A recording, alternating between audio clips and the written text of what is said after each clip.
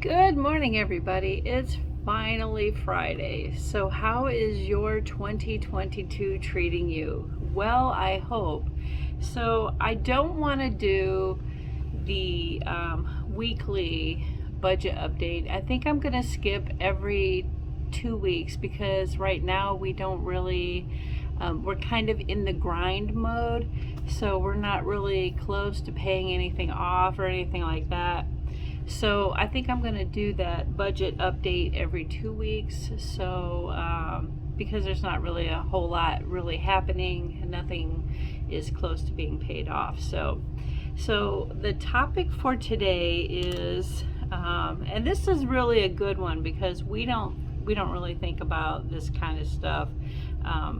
It's in the back of our minds, but we don't really address this kind of issues. So the topic is everyone has baggage, right? Financial baggage, and then on top of that we put the emotional mix inside there. So it becomes really crazy, right? And this is the kind of stuff that we don't disclose with friends or family. We kind of keep it tucked down in the back of our minds, but it never really goes away. So let's get into this. So have you been living paycheck to paycheck? I know for a long time I myself have been living paycheck to paycheck, and it really sucks. I'm telling you, it really sucks. Like, you blow everything that you own. There's not really a whole lot left. If you're on a debt journey like me, it's the grind, to try to get some of this paid off. So do you also have the mindset of, like, the little man just can't get ahead, the middle class, they're always, putting their thumb on us and pushing us back down? Guys, the negative kind of mindsets will keep us where you're at. They'll keep you stuck. It's just an excuse. It's all financial baggage to not take care of what you need to take care of. So honestly, it's all lies. We tell ourselves that we spend, after we spend too much, we can't pay the bills because we spent too much. And it's just an excuse because we overspent and now we can't pay our bills, and then we get more hot water because the electric bill's due, and then you spent the money. So it's like, do you play the victim after you've already made a mistake? Do you play the victim because of your financial status? And some of us have. I mean, I know a couple people that do it, but they go to the Dollar Tree or the dollar store and spend $50 that they don't really have, put it on a credit card. I'm guilty of it. I've done it in the past. Sometimes I still do it. There's something that I really just want, necessarily might not need it, but we all do it, right? So a lifetime of bad decisions, guys, we need to leave that in the past. So if you've made mistakes in the past, just leave it there. You have to remember, like, you have to learn from your mistakes and evolve and get better. Financial wisdom does not come in a package when you're born. It's strapped to your back and your parents peel it off, and it's no great secret either about financial stability. All it is decisions. If you make wise decisions now, you can really make great decisions later, and you'll have something to make a decision with later. That's really all this really boils down to. So we want to live for the future, not regretting the things that we did in the past. We can't change what happened. We can't change all the bad mistakes. So we really need to set our minds into a forward motion thinking. Okay, so we're in a new year. It's time for new thinking. It's time for new strategies. It's time for changes, right? These are the times that you really want to change your thinking about money, the way you spend money, the way you save money, the way you budget for money. This is the time. It only takes, like, I think they said 30 some days to make a habit, and it takes over 121 days to break a habit. So time is now, guys. Might as well do it now. So right. So it's now is the time to, throw away the failures, start living for the future. So you are in control of your financial legacy, literally. What you change today will affect everybody, even your kids. What kind of financial legacy do you want to leave your children? Do you want to leave them with depressing, we're in this class and we ain't ever gonna get out, and the poor people are always suppressed, and we don't want to push that kind of negative thinking onto our children. We want to give them the best. So if we change now, then they'll see that and they'll be able to change their futures, right? So it's really a win-win situation. So we know there is so much more to life, but sometimes we don't know where to start. We don't know how to get it. We don't know how to reach it. So honestly, the best way to really start winning with your financial future is setting a budget, setting limits, and really make every dollar have a job. I don't want to push Dave Ramsey on people, because some people don't like him because sometimes he can be coarse, but it's the truth. We need the truth. These are times when we need the truth. So let's start today.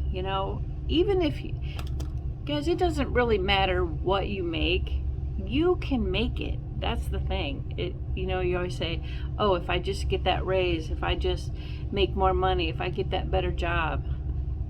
Work with what you have will show you how to work better in the future. So even if you did get, that $100,000 salary, are you really going to be out of debt? Are you going to use that money wisely? Or are you just going to spend? See, sometimes the more money you make, the more money you spend. It's not really a good situation. So starting with a budget, I can give you the tools, I can't make you do it, kind of thing. So you really, honestly, getting out of debt and getting financially prepared, really, you have to want it. It's something that just clicks down inside of you and says, no more. I'm not doing it. I'm not struggling paycheck to paycheck. I'm tired of this. So you need to remember too that you're not stuck. You're never stuck. Every single person in this world is afforded the same opportunities. It's whether or not you take the time, the opportunity to make it work for you. Honestly, that's it.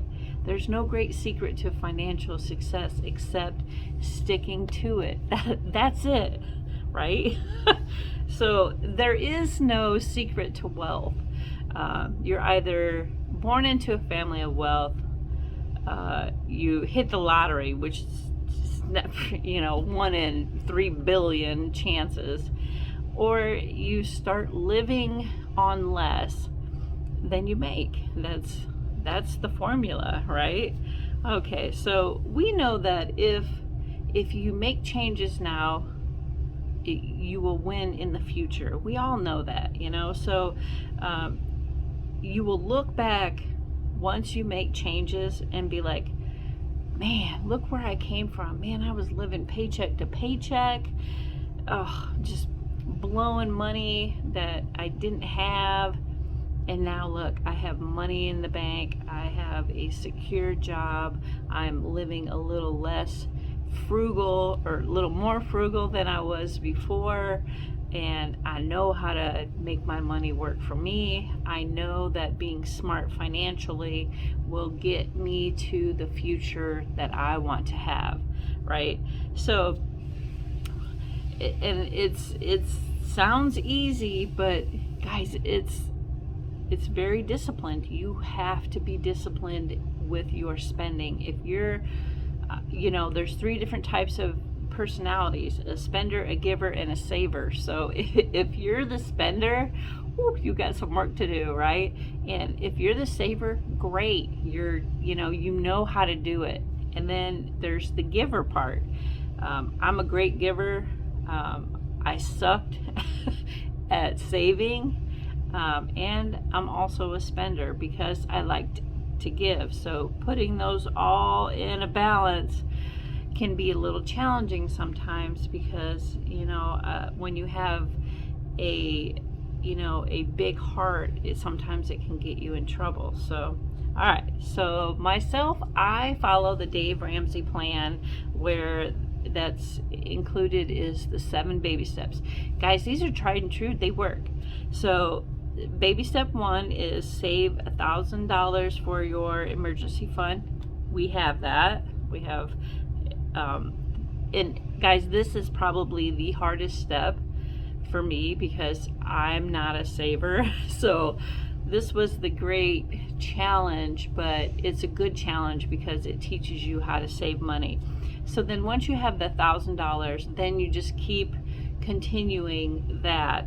And then the second baby step is to pay off debt using the snowball method.